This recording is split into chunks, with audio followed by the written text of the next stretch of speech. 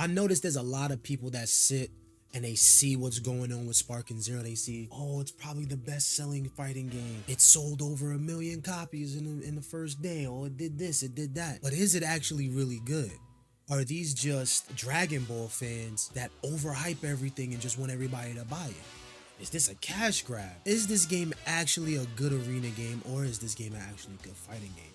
There's a lot of questions that I have been hearing and a lot of questions that I have been also receiving, because yes, I am a Dragon Ball fan. As y'all can see, I'm a pretty big Dragon Ball fan. I also have Tenkaichi 3. I also have Rage and Blast. I also have Xenoverse. Especially with somebody like me that have played quite literally every Dragon Ball game that's been released on console. Now it's my time. I sat back. I've let Sparking Zero sink in. My initial nostalgia of the game has went away, and now the veil has lifted to let me give everyone out there that already has the game, or people that are thinking about getting the game, here is my unbiased and true review on Dragon Ball Z Sparking Zero.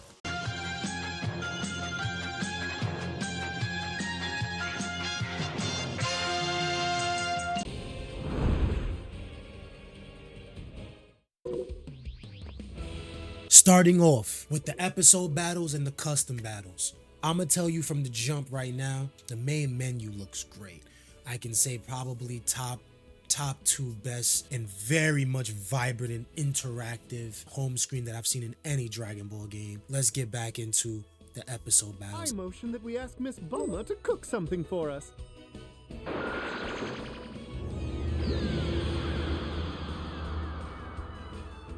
Episode battles are basically the story mode of the game. This story mode consists of the original story of Dragon Ball played through different characters. We have Goku story, Vegeta story, Gohan story. You have other stories also that are in this game that I'm not going to spoil on this review. The main thing that attracts a lot of people to this, and people that want to play this so much, and what makes this so different from any other Dragon Ball game, is that these stories, you can go through the main story, but then also depending on how you play, your story changes. The most known situation is that when Raditz comes down, takes Gohan and flies away, you have a choice that you can go chase Gohan with by yourself or with Piccolo. Depending on that choice and how you specifically fight Raditz, your story will change.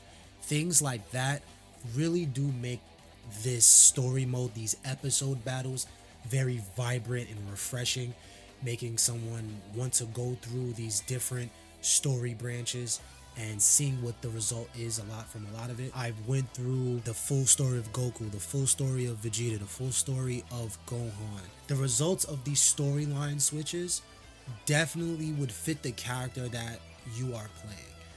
There was a few instances where I was like, oh, if Goku actually did this in the story, would this happen? And they can't say hit it right on the nail, but definitely they showed some type of care and understanding of the character to keep their characteristics still within that story. It wouldn't be like Vegeta just turning a whole new leaf after being manipulated by Babidi. It's not like a complete character flip. Sometimes the story cuts off right there. Sometimes the story continues throughout the entire series. Each branch off does either stop the story completely and you have to go back and go through the original story and then branch off again, or it literally branches out until that season or saga is complete.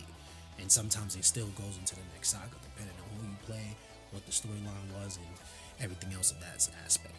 Those are the great things I feel about this story and these episode battles in general, but there are a lot of discrepancies with this. My main gripe of this is the fact that once you pick the story you want to go into, it's basically just slideshows. Some of it, like big moments, are fully animated and you can go into first person, which is a great addition to this also. Seeing iconic events being done in first person in that character's vision. So let's say when Gohan is seeing Cell about to explode directly in front of him, you are in the first person of Goku staring at all his friends, Vegeta, Krillin, and everybody like that, and you can look around and see their reactions. Even though the looking around is very limited, but you're able to like look up right there, look to the side right there, look to the side right there, look down a little bit. You know, little things like that, which I feel is cool.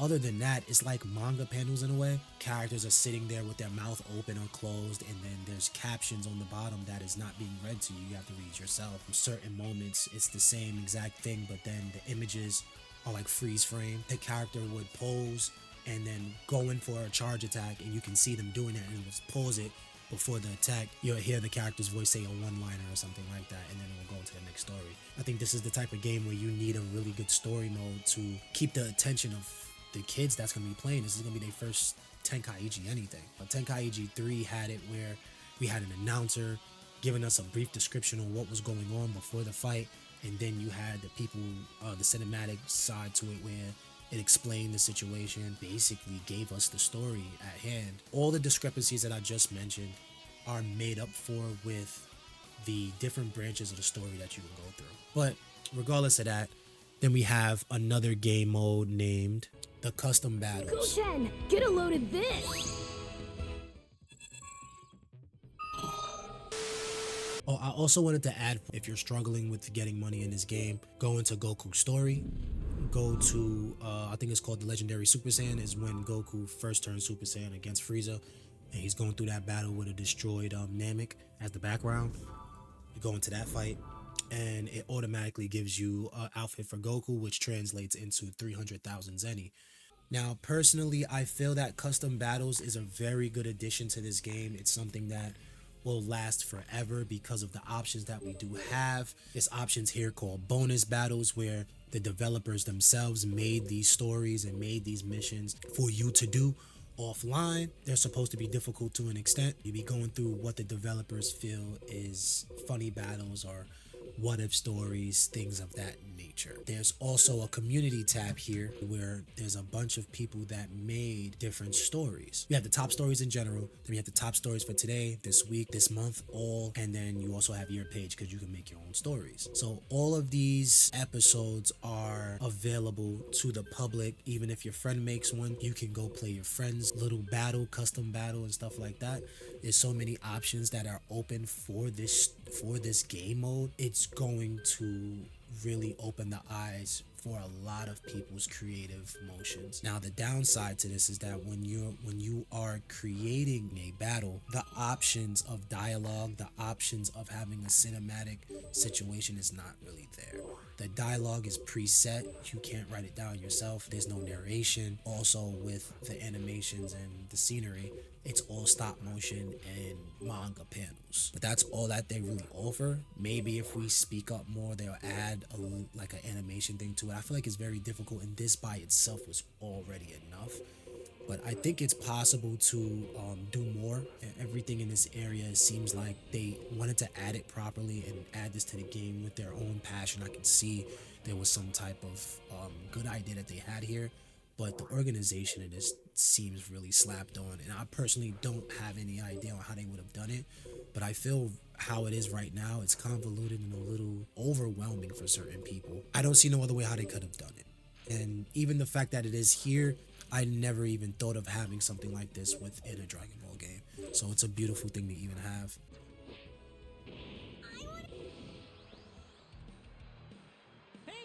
Battle and training. Now, the first thing I want to mention is the training mode before we even get into battle, because I have so much to say about battles.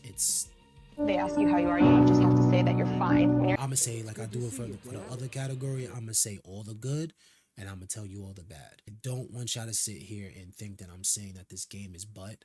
I'm just giving y'all my honest opinion and what my problems are with the game and what I really enjoy about the game. So let's start off with the training mode. The training mode starts off with battle training. Is the tutorial of the game, which the tutorial gives you the basic gist of the game and gives you an opportunity to look at all the controls and how they're finished, how they're put in and how they're done on the screen for you, and puts you in the situations where they will be useful. I think they did a pretty good job on it. The only gripe I have on that situation now is how the tutorial was set up. So once you are done with the move, it doesn't bring you to the next one, which I feel is very taxing when it comes to all of the counters and the movements and everything you could be doing. But what they teach you and how they teach you what to do there is the base groundwork of what you need to know. It's not going to show you every little thing. It's not going to tell you every little thing. It's not going to, no matter what you read and whatever is going on in that tutorial, it's not going to teach you every single thing. You're going to have to go into that training ground and put in some work, do some tests, look at some videos, whatever the case may be, if you really want to get good at this game. If it's just a casual thing you just want to learn, I think that tutorial is very good for people that just want to jump in. Okay, let me learn everything about the game, and I could just jump in and play with friends. I think it's very good in that way. We're going to go into battles. So we have the option right now to play offline and online. Now, when you are playing online, you have player match, which player match is just regular quick play, or also you creating a room for you and your friends. Ranked is obviously ranked. That is team, that is singles ranked. They have both ranked in there. And then they have leaderboards. So either one with teams or singles, depending on how good you play, how much points you get, your win and loss ratio, all of that, and it's being put on to a leaderboard. I'm not too hype of that. I'm not really a competitive, crazy player like that, but I know a lot of people do like leaderboards and like, you know, to have their name shown and appreciated for being the best in their server or just the best in general in their city, whatever the case may be. So I can really understand how that's a big impact. A yay or a nay for this game for some people. I can understand that. When we come here, this is where my biggest gripe is when it comes to fighting. Now we're talking about the mechanics of this game and how people move, how people fight, how people do things in this game. But this game feels like Tenkaichi 3 and Raging Blast 2 had a love child. It has the flash and the flare of Raging Blast with the new techniques, the new counters and everything like that, but still feeling like Tenkaichi 3 with the fast and fluid movements and the chain attacks that you can do with your ult or your regular specials and things like in that manner. The game itself, core based with fighting, is spectacular and the best feeling arena Dragon Ball Z game that I've ever played.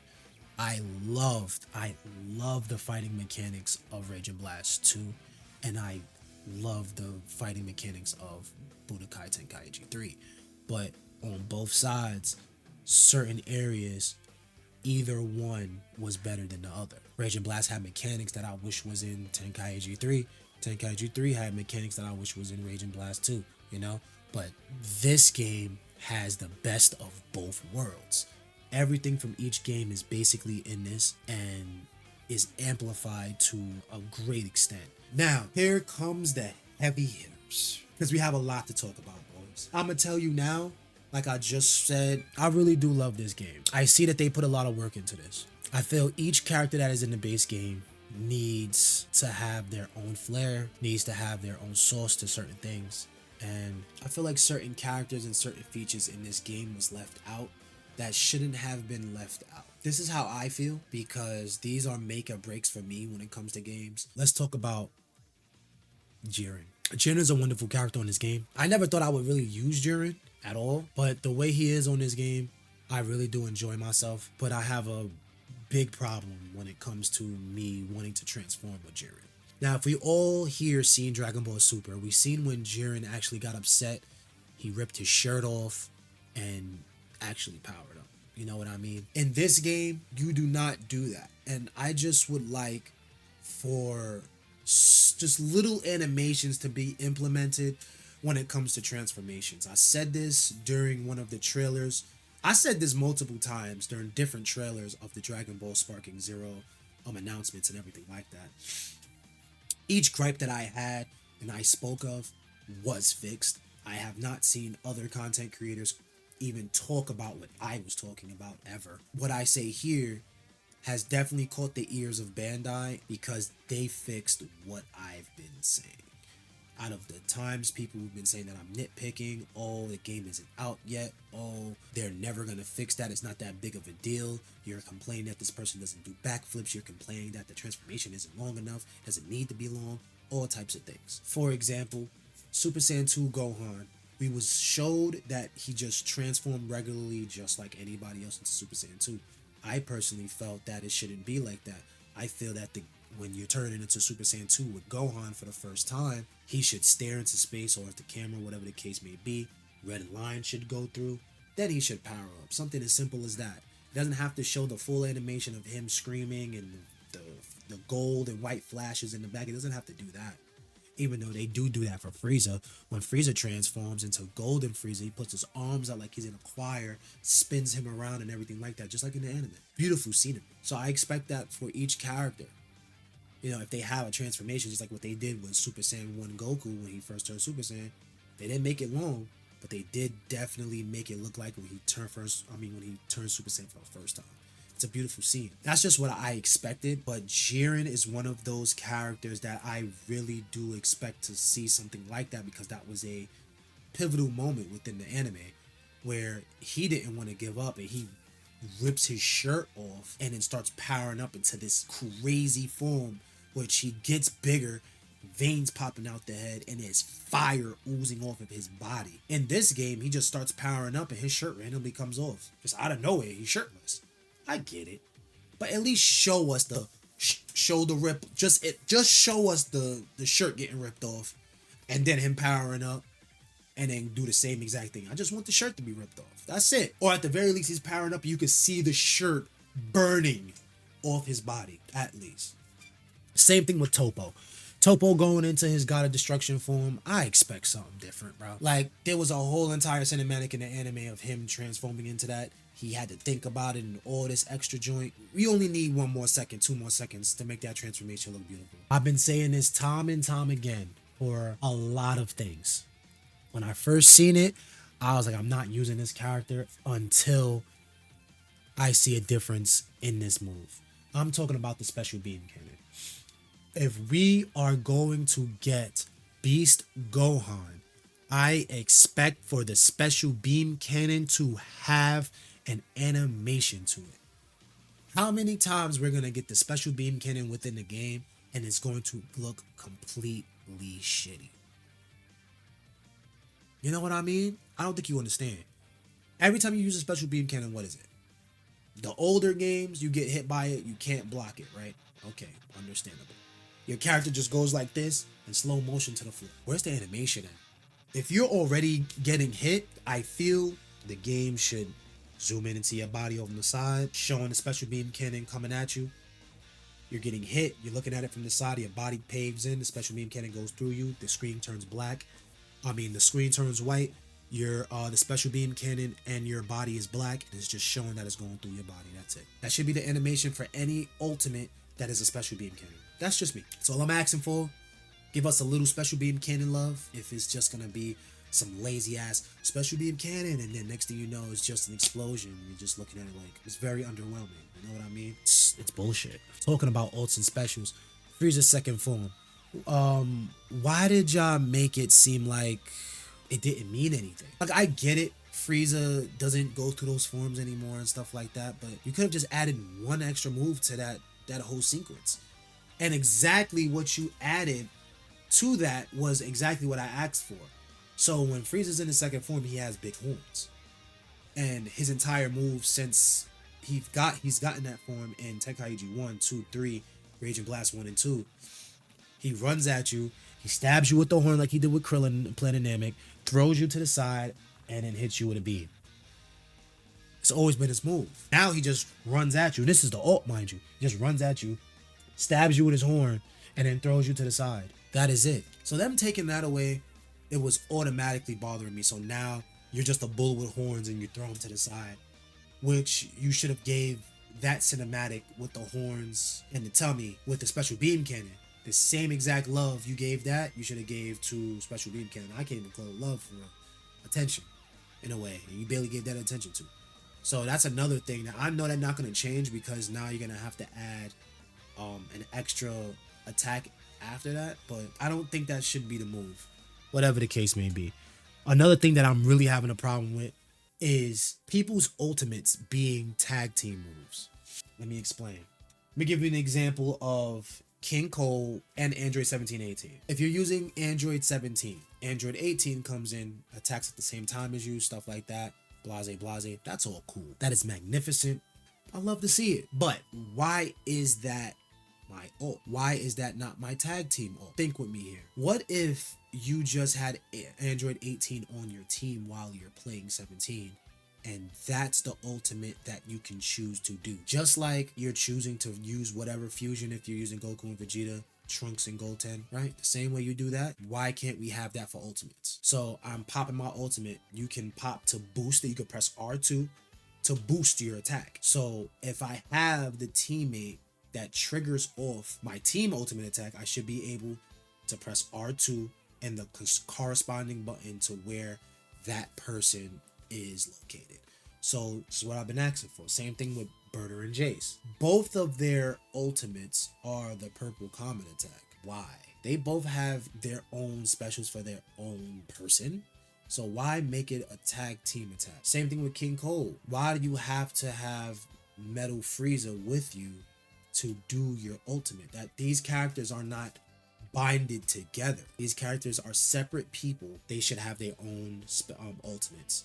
And then when they're on the same team together, that's when the purple comet attack is being able to be used. These are simple things that I feel should have been already thought of and added to the game. You remember when Goku and Vegeta was fighting Broly in Super, and they did that tag team move where it was the Gallic Gun Kamehameha, and it was back to back?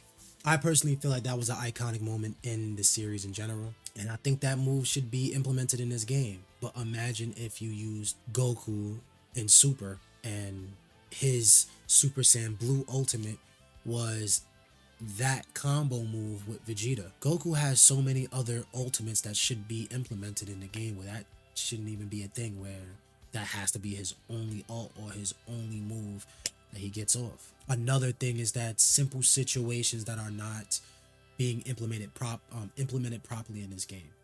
Let's say, for an example, I use the End of Z Goku and I go against Kid Buu.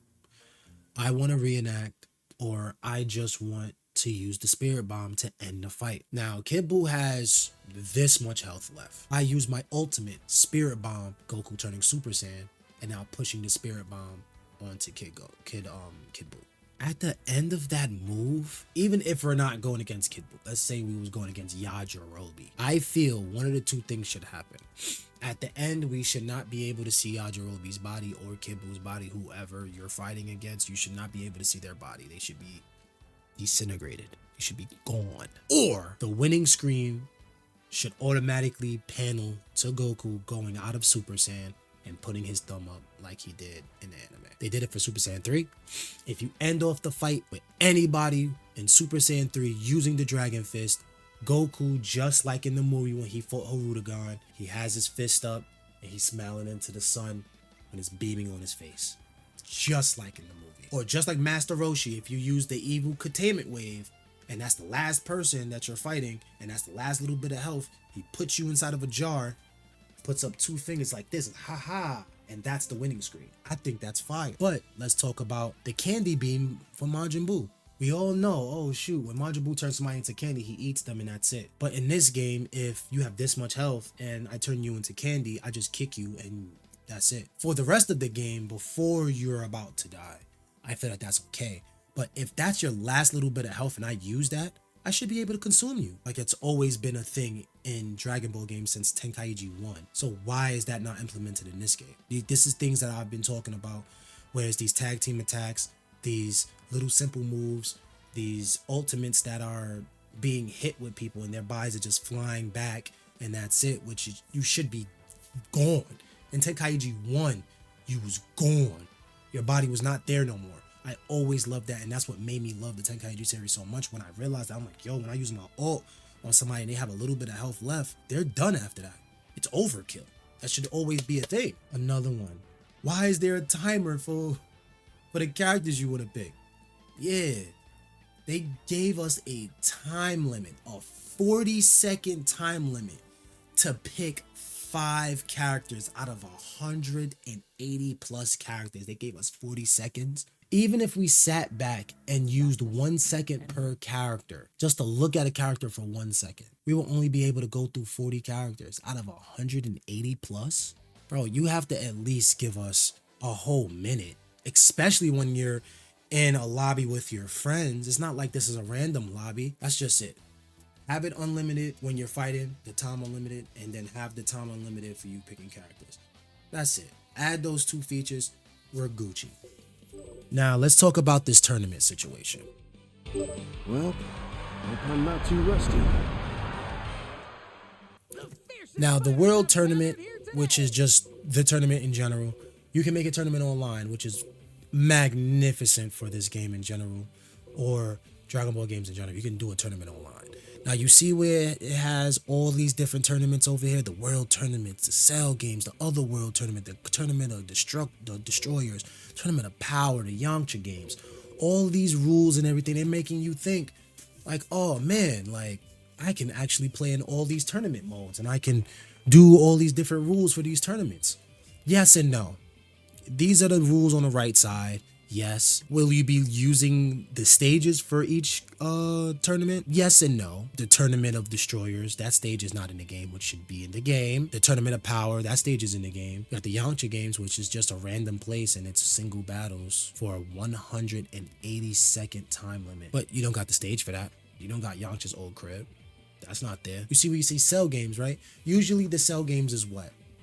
From every other game that you've ever played that has Dragon Ball in it and it had the Cell games, what did the Cell games mean? It meant everybody fights, boom, boom, boom, until you get to the top.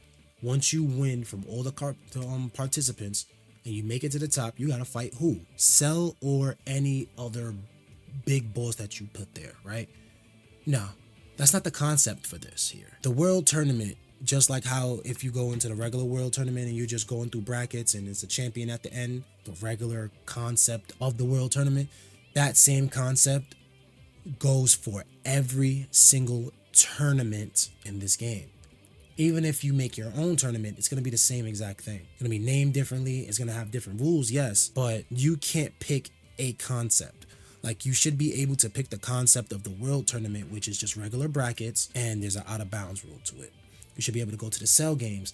There's regular brackets, but then there's a boss at the end for you to beat and you have to win. It should be either me or NPC or whoever I want to put there if this is created, right? We're talking about created here. Anybody that wants to be in that spot. So I should be able to run a tournament and I'm sitting there on the top looking at everybody fight, which is another thing that I wanted to add. If you have a tournament on this game and you're hosting it, if you beat your match first, you cannot spectate other people's fights. Why is that a thing? Why can't you? Why? It's a tournament. We're all sitting there anyway. If you really want to think about it, like realistically, we're all sitting there watching the fights anyway. So why can't we spectate in a tournament mode? That doesn't make any sense. Same thing with the Other World Tournament. We should have the Other World Stage Tournament on here also. I don't understand why that's not in the game. And these are my biggest gripes with these tournament things.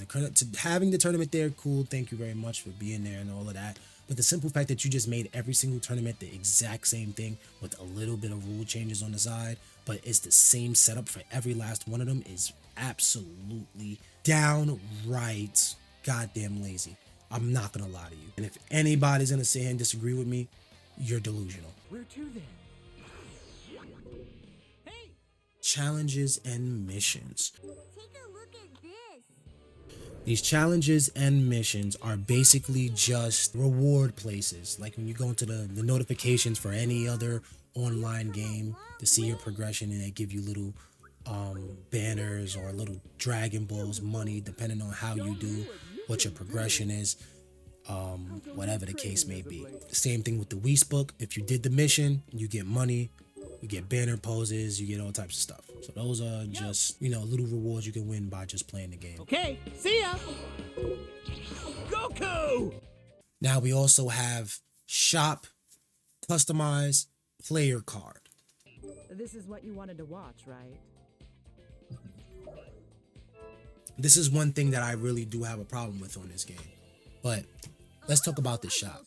This shop is a place where you can buy capsules for your character. This is where you also buy characters if you don't have them. This is also where you buy outfits.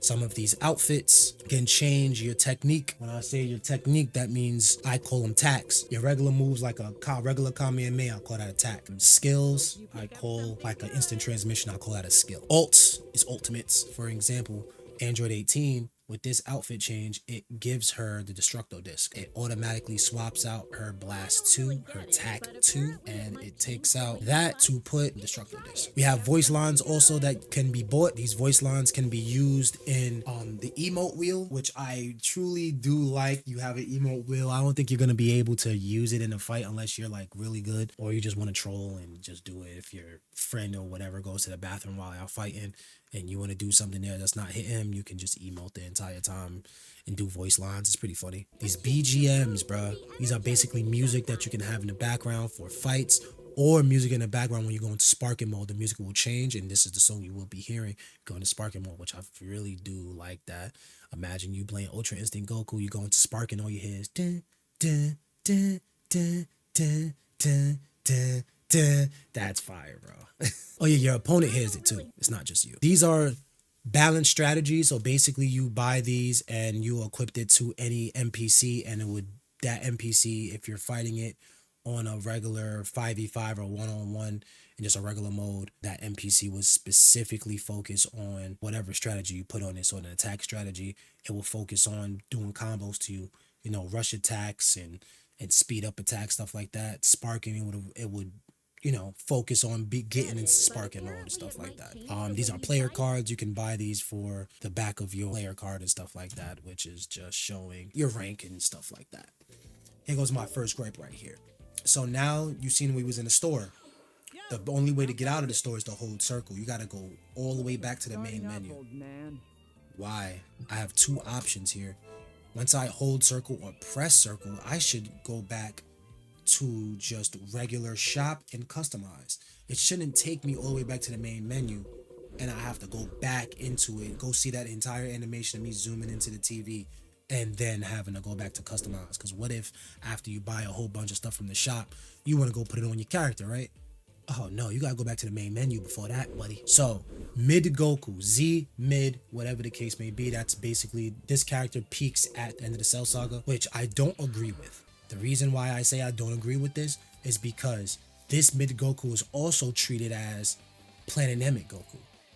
Planet Namek Goku, sure enough, had 20 times Kaioken Kamehameha, 100%. Give me your energy, 100%. Kaioken Rush, 100%. All of this is realistic and it's true. But once he got into the Cell Saga, the Kaioken shit went out the window. So why is this? I understand you want to try to save slots, but at the same time, if you're trying to save slots, you should give us the option where it's called technique information. We should be able to swap in and out our blast 1 and 2, our tax 1 and 2, our ults. We should be able to switch and swap those. I don't know why that option is not here, but then if you wear a certain outfit, like if I wear the power pole on my back, my blast 2 is being taken away off rip, and I have to use that now. I should be able to have an option if I wanted to. I should be able to have the power pole and use Kaioken Rush at the same time. I should have that option. But the fact that that option is not there for me, if you want to bind moves to outfits, that is fine. Have us have the option to put it on the character ourselves. Don't force us to have a move taken away from us and have to use that. That is insane. These characters have so many techniques throughout the entire season. It's more than just regular Kamehameha and Meteor Smash. It's way more than just Super Kaioken times 20 Kamehameha and Kaioken Rush. There's way more moves than that when he came into the Cell Saga. There's so many other options here. There's way more things than just Kaioken Attack and Kamehameha. This is early Goku. That's the Goku that fought Raditz. So that's before he even learned the Kaioken. This is before he even learned the Spirit Bomb. So there should be option where I can use Goku, just have Super Kamehameha, Meteor Smash, Kamehameha, Solar Flare, and Sand Spirit, or something else. There should be an option for that. But the simple fact that I have to use Goku early, but then I have just regular Kaioken Attack, which I'm not even going to get into the fact that I don't have the most iconic Kaioken Attack known the goddamn man when he put Nappa on a silver platter and held him like he was a bartender. And we don't have that move. Why? We don't have the move that he did to Piccolo in the last tournament him and Piccolo was in. Give him those nice little swift kicks like Chun-Li, punched him in the gut, jumped in the air and blasted him with a Kamehameha. Why don't we have that? That should be the move here for early Goku. The simple fact that we're not able to save custom slots. Some people might say this. We do have custom slots. We do have them. You just go into here and go into custom item sets. These are custom sets that you can only save 5 to, and it's only for capsules. It's not per character. That's for all the characters. So you have 5 sets of capsule that is based for all 185, 80 plus characters. Only 5 sets of capsules? Are you serious? So we don't even have custom sets for each character. From Budokai 1 all the way, Tenkaichi 3 to Raging Blast 2. We had at the very least 3 custom sets for each character that was in the game. And we can pick and choose between each of those character sets because those characters play differently. They have different moves, they have different capsules, they have different outfits. There's a whole bunch of different things that was implemented in those characters depending on what custom set you picked. So why don't we have that here also? We don't have that at all. And for some reason, they implemented something called a player 1, player 2. So if you're online and you're playing with friends, let's say if you lose, and your friend is at the top, he's picking the map, and you're at the bottom and you're waiting for your friend, your entire custom item setting with your capsules, your everything is not saved. Do you know why? Because you're considered player 2 now. So you might be thinking, oh, so you do have 2 customized slots that you can use, player 1 and player 2. No, player 2 is only used if you're being player 2, that's it. So if you're player 1, you can't use your player 2 setting. If you're player 2, you can't use your player 1 setting. That goes for the outfit you're wearing. That goes for the capsules you are using. That goes for the fusions that you wanted to prefer using. Everything. The emotes, all of that. Why? I don't know. That's what they chose to do here. Okay, see ya! Ew! Give me a warning next time! We have a pretty good glossary here. Who could that be?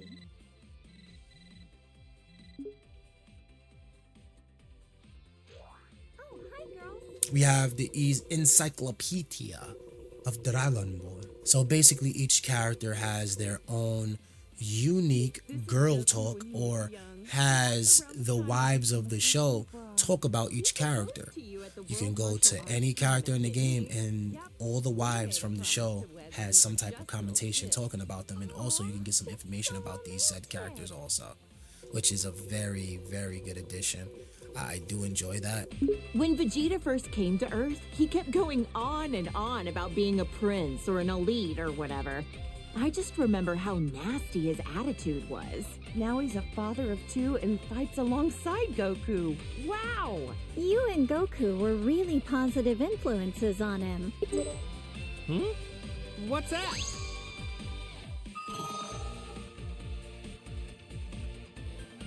You also have your data telling you how many losses you have, how many battles you did in general, what's your most used characters, all of that hoopla. And you have theater. This is interesting. You can watch the playback videos that you have where if you fought against friends or people online. You can watch your replays. You can also watch the intro and outro to the game, because once you watch the intro once, it never comes back.